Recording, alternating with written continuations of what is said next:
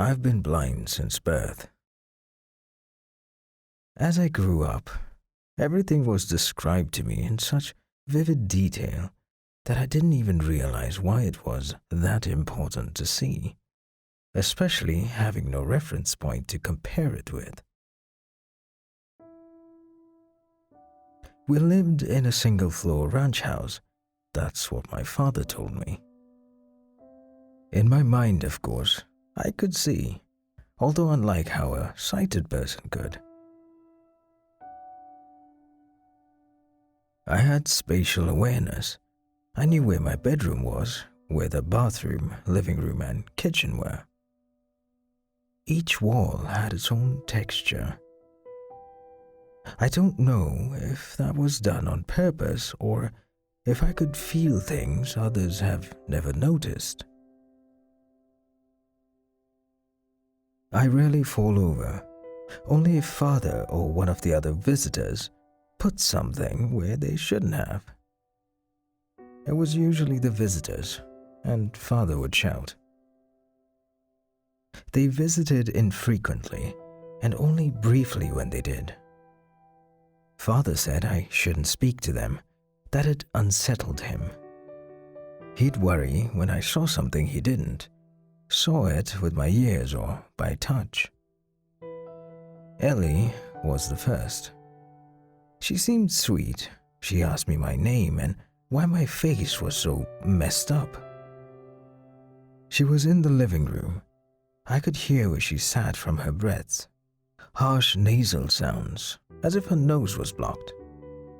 When father had a cold, he'd always breathe through his mouth, big labored breaths, as he wasn't used to it. When people mentioned my face, I always touched it, trying to work out why it was so strange to them. When I asked if I could touch theirs, there was always a pause. I guess sighted people never did that. Why would they need to? When I asked Ellie if I could touch her face, she reluctantly agreed. But moments later, father entered the room and asked me who I was speaking to. I told him nobody. He would always punish me when I spoke about them. I think it scared him. He'd take my arm and march me off. I'd be knocked off balance and disorientated, to the point where he finally sat me down. My hands would frantically search my surroundings until I knew where I was. It was usually my bedroom, though every now and then he'd leave me outside in the middle of nowhere. That was the worst. I would be lost and scared. He told me about the road that ran in front of the house and explained that the sounds I heard were cars, that they'd kill me if they touched me. Those sounds were my only means of recognizing my surroundings. I waited until I heard one, then I knew which way to run back to the house. I heard Ellie that evening. She whispered to me, saying that she was scared. I whispered back, but she didn't hear me. I asked father about Ellie. He didn't want to talk about her. I asked him why. He didn't reply. When I told him that she asked me about my face, he asked, how did I respond? I told him that I wanted to touch hers. He laughed. Though I knew he wasn't happy, I could hear the difference. When you laugh for pleasure, your mouth is wide open.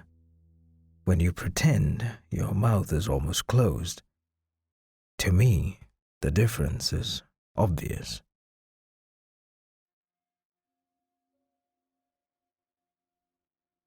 It wasn't until I was older that he explained.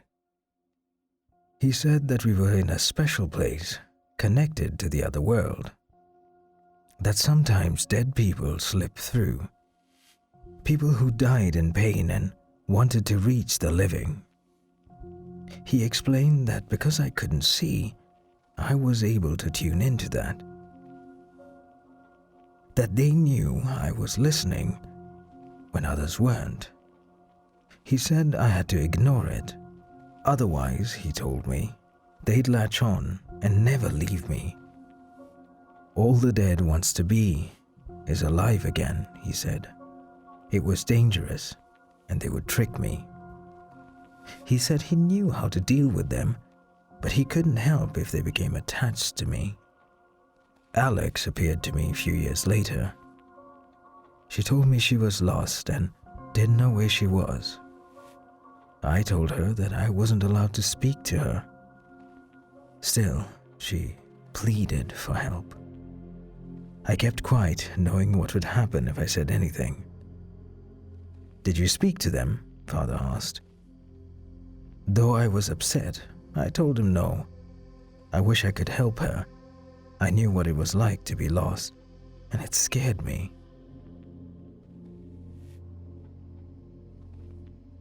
Alex didn't whisper to me at all. I'd ignore her, and she'd ignore me.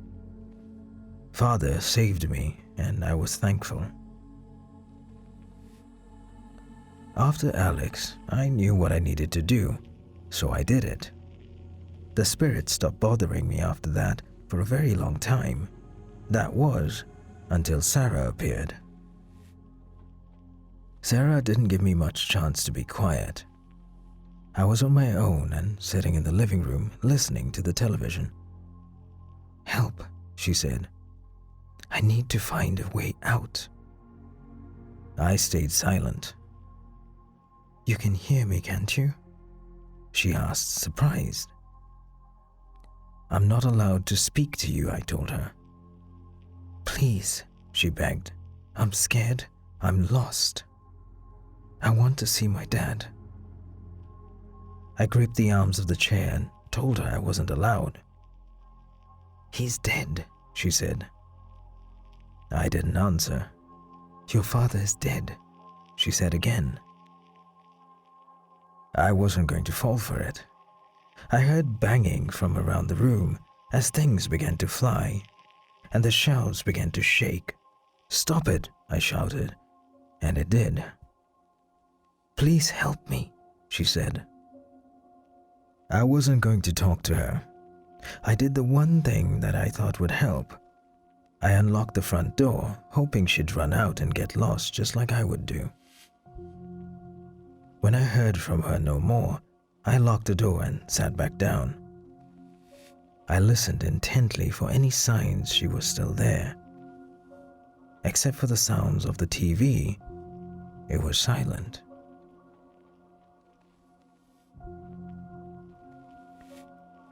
I hated when my heart raced. I became too aware of the tick-tock feeling of the rise and fall within my chest, like it was about to explode. I heard my father's voice scream. "Son," he said, "I need your help. I think I'm dying." I did what he told me to do. I didn't speak. If he died, he'd never leave me. Instead, I raced out into the open air and shouted for help. I shouted until my voice was hoarse. I heard the sounds of cars racing along the road in front of my house. I shouted until someone responded. It was a woman. "What's wrong?" they asked. I told them that I think my father was dying. They asked what happened to my face.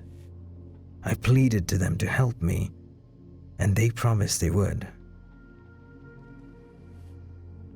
I sat down on the grass and waited. Sometime later, the woman returned to me and asked if she could hold my hand. "I am so sorry," she told me. I heard the sound of sirens and of people rushing. I asked what's going on. The woman said she was there for me. As the noise died down, a man asked a question. "I am with the paramedic," he said. "What happened to your face?" I told him I was fine. He asked if I was sure. I told him I was. He asked if I minded him touching my face. I said it was okay. A moment later, I felt a pressure release around my forehead, and the air felt cold against my skin. It sounded as if he was peeling an orange. I imagined that in my head and worried that he'd expose my inside. I screamed and asked what he was doing. He told me everything was going to be okay, and the woman squeezed my hands, telling me to be brave. I didn't know what it was that I was experiencing. I felt a tight pain within my head, like when you smash your shin against something hard, followed by something that I've come to understand as bright. It hurt so much I began to cry. "What happened to your eyes?" the paramedic asked. I said I was blind. He asked to check them, and the pain returned when he examined them. "Do you know him?" the man asked the woman who helped me. She told him that I'd been screaming for help and that she had come to my aid, but that she had never met me before. "How long have you had your eye injury?" he asked me. I told him I'd been blind from birth. He asked me if I could see his fingers. I told him no. He asked me if I could open my eyes. I said I didn't know what he meant. He asked if he could open them for me. I didn't respond. Then I felt his fingers on my face. Fingers covered in something rubbery. Suddenly, it became bright again. I screamed. He tried to calm me down. The woman squeezed my hand again. I didn't know what was happening to me. Things I couldn't describe came to me. It was like it always was, but multiplied 100-fold, and so much more real. I carried on screaming as the fuzzy forms came into view. "Just breathe, okay?" the paramedic said. "Everything will be fine." "When was the last time you saw?" he asked me. My heart began to calm. My breathing slowed. I became distracted by what I was experiencing. It overwhelmed me. I wanted to cry, and I did. "How long has it been?" he asked again. "I've never seen anything before," I told him.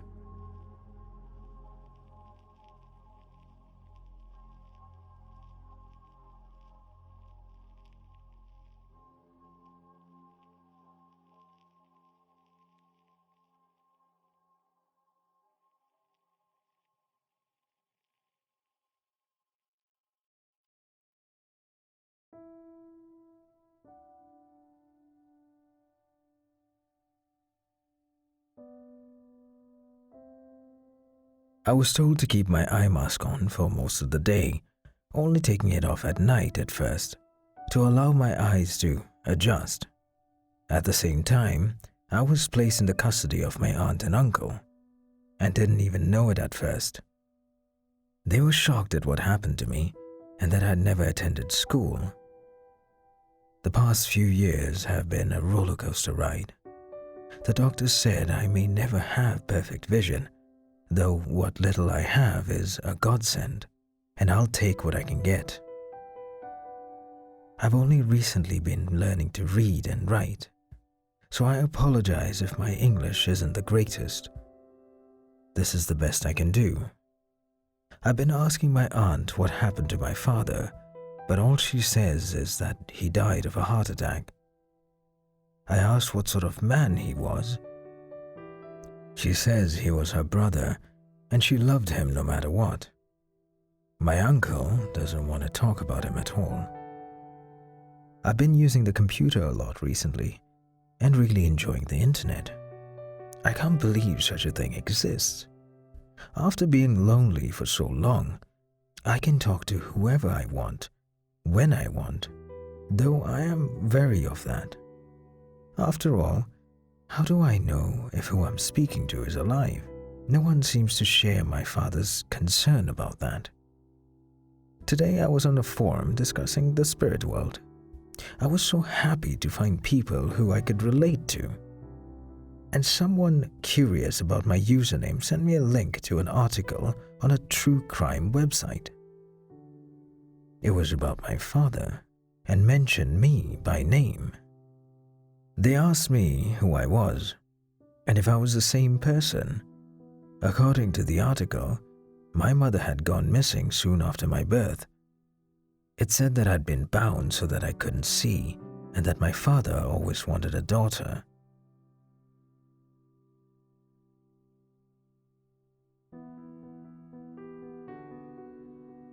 They found 14 bodies in the basement. They said one got away, a girl by the name of Sarah Frank. She was the one who called the police. They found my father's car parked around the back of the house. They supposed he carried his victims into the basement via the storm entrance and then left them there. Sarah had managed to get away after she agreed to be his daughter following 4 days of sustained torture. She stabbed him with a knife he had placed on the counter to butter some toast. I didn't want to believe it, and I am not sure I would have if it weren't for the names of the victims, 2 of which stuck out: Ellie Farmer and Alex Riddle. I'd spoken to both of them in the living room. To this day, I wonder if my father had been honest with me about a single thing in his life. Throughout it all, one question remains above all others. Did I speak to Ellie and Alex before or after he killed them?